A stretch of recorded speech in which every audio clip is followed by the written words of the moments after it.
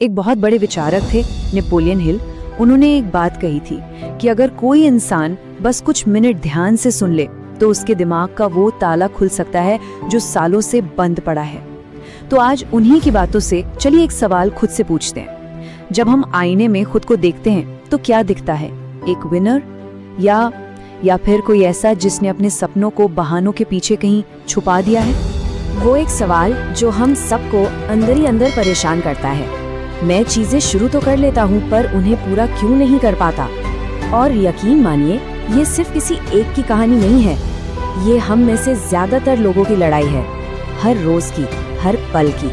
सच तो ये है कि दुनिया के 97% लोग एक ही चक्रव्यूह में अपनी पूरी जिंदगी काट देते हैं। सुबह होती है एक नई उम्मीद के साथ, दोपहर बीत जाती है टालम टोल में और रात खत्म होती है गहरे अफसोस के साथ। लेकिन आज हम बात करेंगे उन 3% लोगों की जो इस भीड़ से अलग हैं, जो सिर्फ शुरू नहीं करते, खत्म भी करते हैं। आखिर क्या राज है उनका? तो चलिए सबसे पहले उस दुश्मन को समझते हैं जो दोस्त का नकाब पहने हुए है। देखिए, असली प्रॉब्लम टैलेंट या मौकों की नहीं है, असली प्रॉब्लम है एक नशा जिसे हम और आप मोटिवेशन कहते हैं। होता क्या है कि जब कोई नया आइडिया आता है या हम कोई मोटिवेशनल वीडियो देख लेते हैं ना, तो दिमाग में ना एक डोपामाइन का रश होता है। लगता है बस अब तो दुनिया बदल देंगे। लेकिन ये सिर्फ एक खोखला जोश है। असली चीज है अनुशासन, डिसिप्लिन। और डिसिप्लिन क्या है? ये बोरियत को अपनाने की कला है। देखिए, कामयाब लोग बस वही काम करने की आदत डाल लेते हैं जो 97% लोगों को बोरिंग लगता है।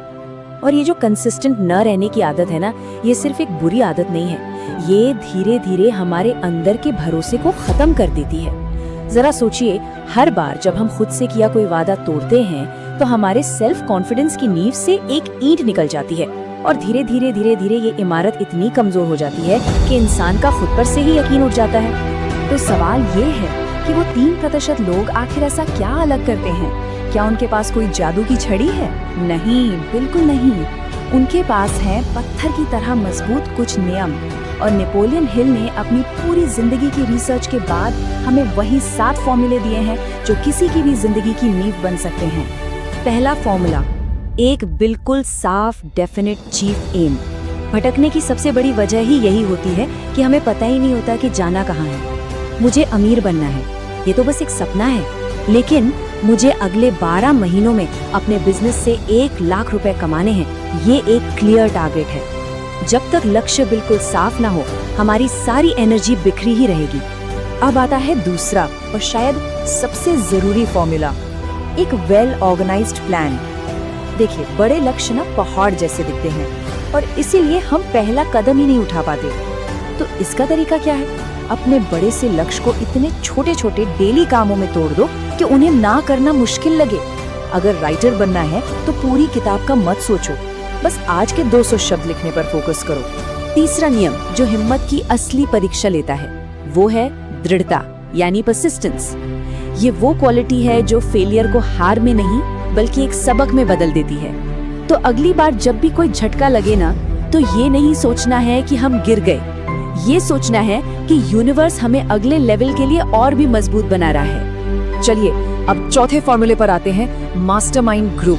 इसका सीधा सा मतलब है ऐसे लोगों का साथ पकड़ो जो आपको नीचे नहीं ऊपर की ओर खींचे। कहते हैं ना, हम उन 5 लोगों का एवरेज होते हैं जिनके साथ हम सबसे ज्यादा वक्त बिताते हैं। तो अपनी संगत बहुत सोच समझ कर चुनिए। 5वां फॉर्मूला जुड़ा है हमारे दिमाग की गहराइयों से, power of the subconscious mind. हमारा दिमाग ना एक बहुत उपजाऊ जमीन की तरह है। अब अगर हम इसमें जानबूझकर कामयाबी के बीज नहीं बोएंगे तो क्या होगा? शक और डर की जंगली घास तो अपने आप ही उगाएगी। तो रोज सोने से पहले और उठने के बाद अपने लक्ष्य को ऐसे महसूस करना है जैसे वो पहले ही सच हो चुका है। छठा फॉर्मूला हमें समय की कीमत सिखाता है, क्विक डिसीजन मेकिंग। जो कामयाब लोग होते हैं ना, वो फैसले जल्दी लेते हैं और उन्हें बदलते बहुत धीरे धीरे हैं। और जो नाकामयाब लोग होते हैं वो ठीक इसका उल्टा करते हैं, फैसले लेने में हफ्तों लगा देते हैं और उन्हें बदलने में 1 सेकंड भी नहीं सोचते। याद रखिए, टाल मटोल वक्त का सबसे बड़ा चोर है। और आखिर में 7वां और सबसे सीधा साधा फॉर्मूला, एक्शन ओवरथिंकिंग से हमेशा बड़ा होता है। ज्यादा सोचना जानते कैसा है? एक दिमागी लकवे की तरह। जो हमें जकड़ लेता है। और इसका इलाज सिर्फ एक है, एक्शन लेना। जिस पल पहला कदम उठाया जाता है ना, आधा डर और शक तो वहीं खत्म हो जाता है। ठीक है, तो अब सिर्फ जानकारी से तो काम नहीं चलेगा ना। अब वक्त है इन फॉर्मूलों को अपनी जिंदगी का हिस्सा बनाने का। और इसके लिए एक सीधा सा चैलेंज है, 90 डे ट्रांसफॉर्मेशन प्लान। चलिए इसे 3 हिस्सों में तोड़कर समझते हैं। पहले 30 दिन, ये है सिर्फ आदत बनाने के लिए। गोल बड़ा नहीं है, गोल है बस रोज मैदान में उतरना, चाहे नतीजा कुछ भी हो। फिर अगले 30 दिन, अब ये आदत पहचान बनने लगती है। अब कोई जिम सिर्फ जाता नहीं बल्कि एक एथलीट बन जाता है। और 61 से 90 दिन, ये होता है मोमेंटम का जादू। अब किसी को भी कोई बाहरी ताकत रोक नहीं सकती। तो अब हम सब उस मोड़ पर खड़े हैं जहां से 2 रास्ते अलग अलग जाते हैं। एक रास्ता है उस 97% वाली भीड़ का, जहां शुरुआत में तो आराम है पर आखिर में सिर्फ अफसोस। और दूसरा रास्ता है उन 3% लोगों का, जहां शुरुआत में दर्द है, अनुशासन है, लेकिन अंत में जीत और सेल्फ रिस्पेक्ट है। और एक बात हमेशा याद रखिएगा, छोटी शुरुआत करने में कभी शर्माना नहीं चाहिए। जो मेहनत आज किसी को नहीं दिख रही ना, कल वही हमारी पहचान बनेगी। एक बहुत पुरानी कहानी है, एक कारीगर की। उसने अकेले ही एक बहुत बड़े पहाड़ पर मंदिर बनाने का फैसला किया। लोग उस पर हंसे, मजाक उड़ाया, पर उसने सिर्फ एक नियम बनाया, मैं हर रोज सिर्फ एक पत्थर उठाकर पहाड़ की चोटी पर रखूंगा, बस। और सालों बाद वहां एक शानदार मंदिर खड़ा था। जब लोगों ने हैरान होकर पूछा कि ये चमत्कार कैसे हुआ, तो उसने बस इतना कहा, ये कोई जादू नहीं, ये गणित है। रोज का सिर्फ एक पत्थर। याद रखिए, महान चीज किसी एक दिन में नहीं बनती, वो हजारों छोटे छोटे अनुशासित कदमों का नतीजा होती है। और चॉइस हमेशा हमारे सामने होती है। अनुशासन का वजन ग्राम में होता है, पर अफसोस का वजन वो टनों में होता है।